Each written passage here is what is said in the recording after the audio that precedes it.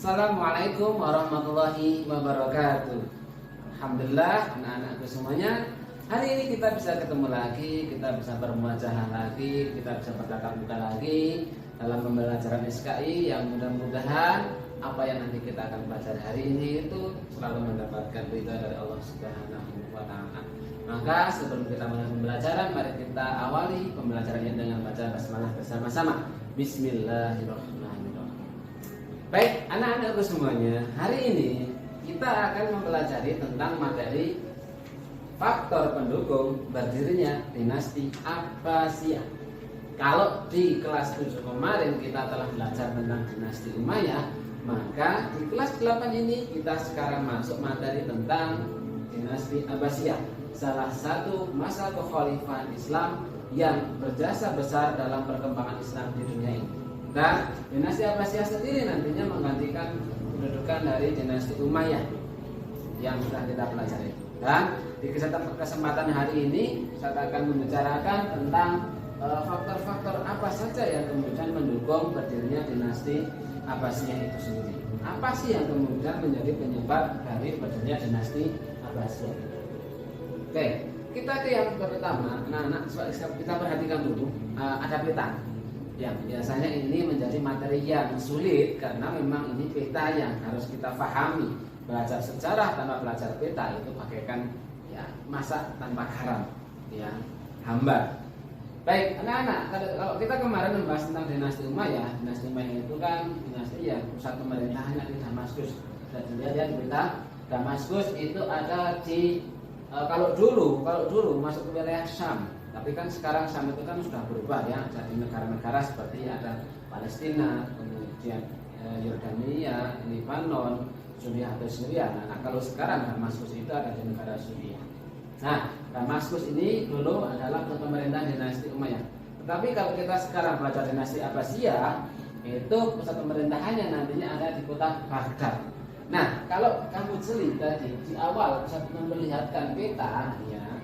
Nah, ini adalah salah satu contoh gambaran atau salah satu capture dari Baghdad di awal-awal didirikannya Baghdad itu, sebuah kota yang luar biasa dikelilingi oleh aliran sungai dan tepat di tengah-tengahnya ada bangunan yang luar biasa.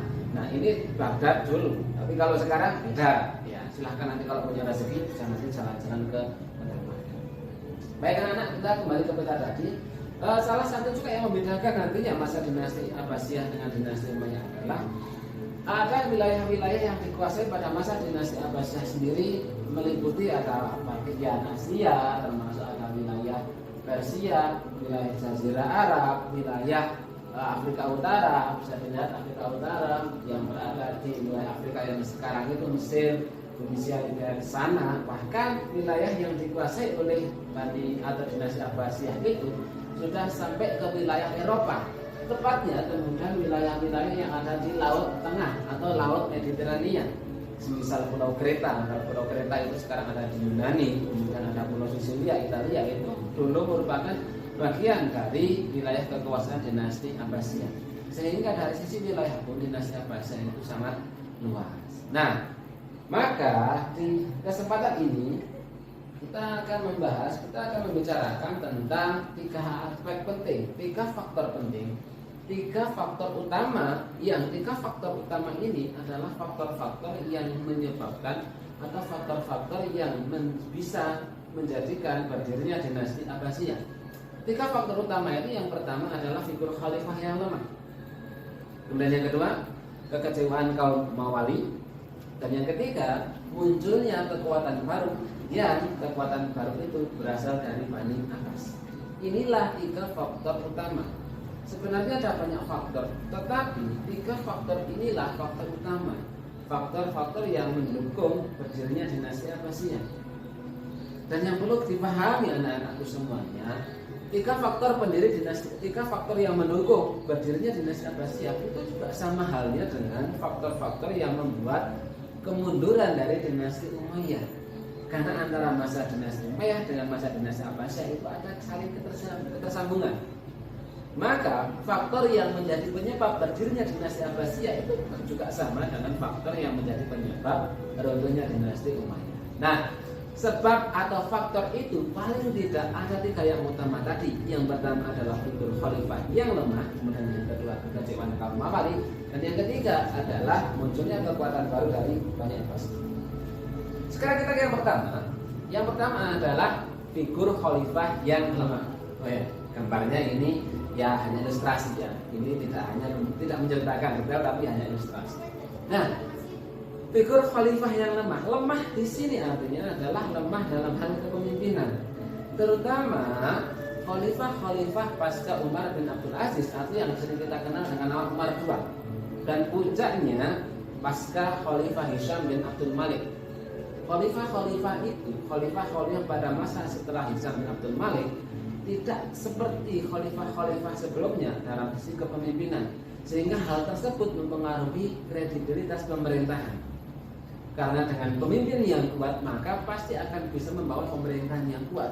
Tetapi ketika kepemimpinannya lemah maka itu akan berdampak kepada pemerintahan yang dipimpinnya. Nah, sama pada masa ini khalifah pasca Hisham bin Abdul Malik itu tidak seperti khalifah sebelumnya, sehingga semakin lama semakin mengalami kemunduran. Ini yang pertama. Yang pertama adalah karena faktor pemimpinnya, karena pemimpinnya yang tidak memiliki kepemimpinan yang kuat. Ini yang pertama. Kemudian yang kedua adalah kekecewaan kaum Mawali. Pertanyaannya kemudian, apa sih Mawali itu? Pernah nggak mendengar kalimat atau kata Mawali? Mawali itu adalah istilah atau sebutan bagi orang-orang yang bukan keturunan Arab, orang-orang Muslim tetapi bukan keturunan orang Arab. Istilahnya adalah Mawali. Nah, lalu kenapa kok bisa kemudian orang Mawali ini kecewa? Kok bisa kemudian orang Mawali ini menjadi kecewa? Apa yang kemudian yang melatar belakangi kaum Mawali ini menjadi kecewa?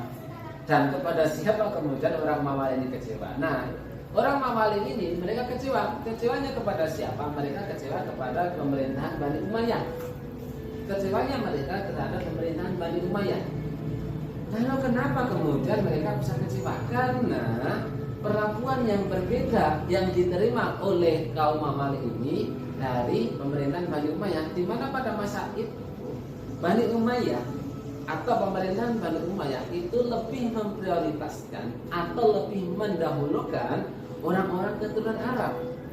Jika orang-orang Mawali ini merasa dinomorduakan, merasa kemudian didiskriminasi. Ya, contoh aja ketika kamu di kelas, kemudian ada satu teman itu diduakan atau dikucilkan, itu kan pastinya kan nggak enak. Atau ketika kamu misalkan orang tua jajan ya, ada kamu dan adik kamu udah berjajan tapi kamu hanya diberi potongannya, itu kan juga barangkali menyambut kecewa. Perlakuan yang berbeda itu ternyata bisa membuat kecewa, dan itu dirasakan oleh orang-orang Mawali.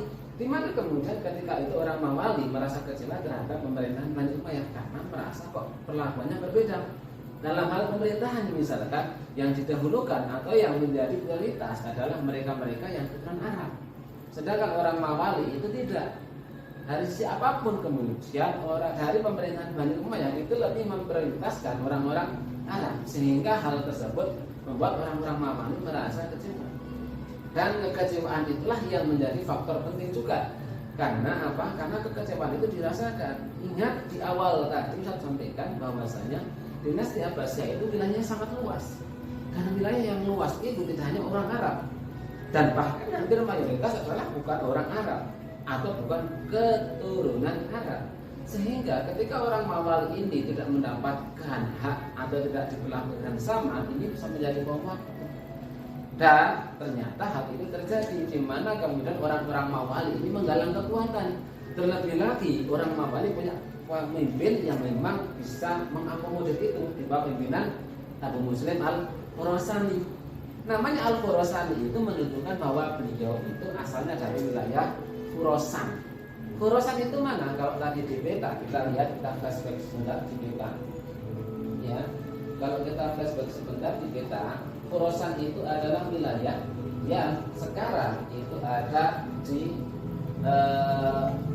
negara-negara yang mayoritas berakhiran tan itu. Misalkan ada Uzbekistan, Pakistan, dan Pakistan. Nah, itu Khorasan ya. Jadi sehingga kepemimpinan kaum Mawali yang di bawah pimpinan Komando Abu Busri Khorasan ini bisa menggalang kekuatan yang banyak, karena memang sekali lagi status yang kemudian dipunyai atau status yang dimiliki oleh orang Mawali sebagai warga kelas nomor 2 dalam tanda kutip itu menjadikan mereka kecewa terhadap pemerintahan Bani Umayyah. Kemudian yang ketiga anak-anak, dari 3 faktor utama, setelah tadi yang pertama figur khalifah yang lemah, kemudian yang kedua kekecewaan kaum Mawali, maka yang ketiga ini menjadi yang penting, di mana muncul kekuatan yang kekuatan ini ingin dan mencoba menggulingkan Bani Umayyah itu. Kekuatan itu berasal dari Bani Abbas. Siapa tahu Bani Abbas itu? Kemudian kenapa kok bisa kemudian Bani Abbas itu punya keinginan untuk itu? Hal ini tidak lepas dari rentetan peristiwa-peristiwa yang terjadi yang melatar belakangi berdirinya dinasti Umayyah. Sehingga kalau kita tarik ke belakang ada kesinambungan.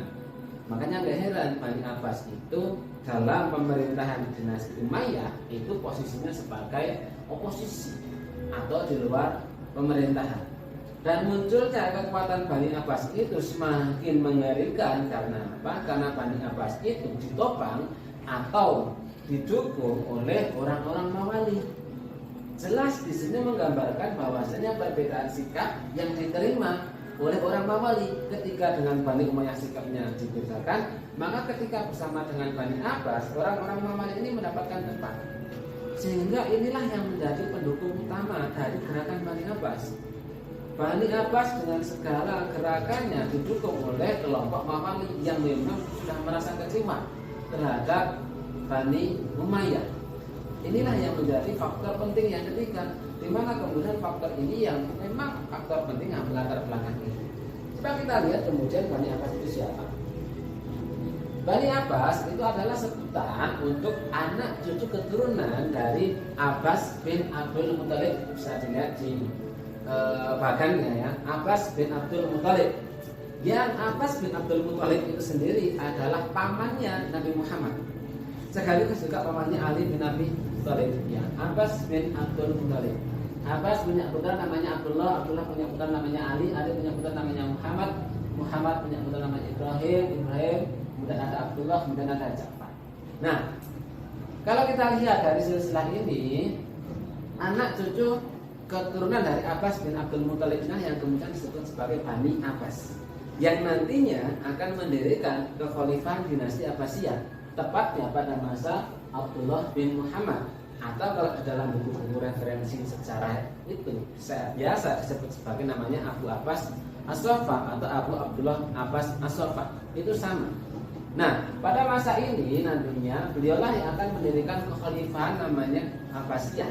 Nah, nama Abbas sendiri itu diambil dari nama moyangnya itu, Abbas bin Abdul Muthalib. Nah, itulah kemudian kelompok yang dinamakan Bani Abbas. Dan Bani Abbas ini muncul beriringan sama dengan pada masa mulai mengendornya pimpinan atau kepemimpinan dari Bani Umayyah itu sendiri. Di awal tadi, ketika kekhalifahannya lemah atau kepemimpinannya lemah, maka itu dimanfaatkan. Hal ini juga berlaku pada masa itu. Ketika kekhalifahan Bani Umayyah semakin melemah, justru gerakan dari Bani Abbas ini semakin kuat. Justru kelompok dari Bani Abbas, gerakan-gerakan dari Bani Abbas yang didukung oleh orang-orang Mawali semakin kuat. Sementara dalam sisi lain, pemerintahan atau kekhalifahan Bani Umayyah itu semakin mengalami kemunduran, sehingga hal tersebut mempermudah jalannya proses berdirinya dinasti Abbasiyah. Nah, paling tidak anak-anak, 3 faktor utama inilah yang menyebabkan nantinya dinasti Abbasiyah bisa berdiri.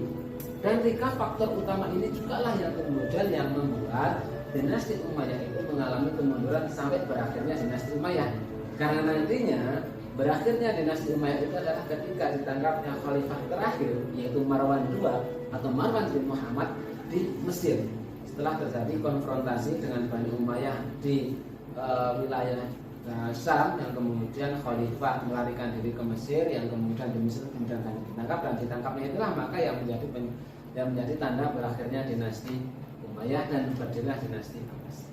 Nah, itulah tadi anak-anak paling tidak 3 faktor utama proses berdirinya dinasti Abbasiyah.